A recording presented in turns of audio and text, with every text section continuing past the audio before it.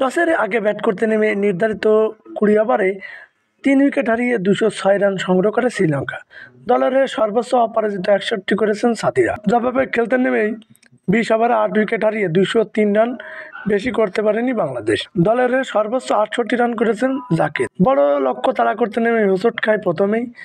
ইনিংসের তৃতীয় বলে সাজ করে ফেলেন লিটন দাস 0 করে। তবে আরাক ওপেনার সৌম্য সুবিধা করতে পারেন, 11 বলে 12 করেন। 4-এ নেমে ছক্কা মেরে শুরু করেছিলেন তহিদ হৃদয়, তবে সেটা ইনিংসের প্রথম এবং শেষ। 5 বল খেলে 8 রান করেন। শান্ত এদিন থেকেই বেশ ভুগছেন, কোনোভাবে নিজেকে যেন উইকেটে মানিয়ে নিতে পারছিলেন না। শেষ পর্যন্ত আউট করে মুক্তি দিয়েছেন পাতিরানা। সাজঘরে ফেরার আগে ব্যাট থেকে এসেছে 22 বলে 20 রান। 68 রানে চতুর্থ উইকেট হারানোর পর জাকিরকে সঙ্গে নিয়ে দলের হাল ধরেন মাহমুদুল্লাহ রিয়াদ। আক্রমণ ব্যাটিংয়ে পেয়েছেন 50-র দেখা।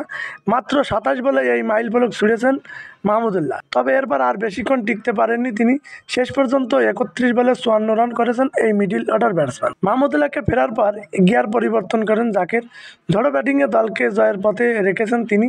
ততক্ষণ উইকেটে থেকেছেন বোলারদের উপর চড়া হয়ে খেলছে।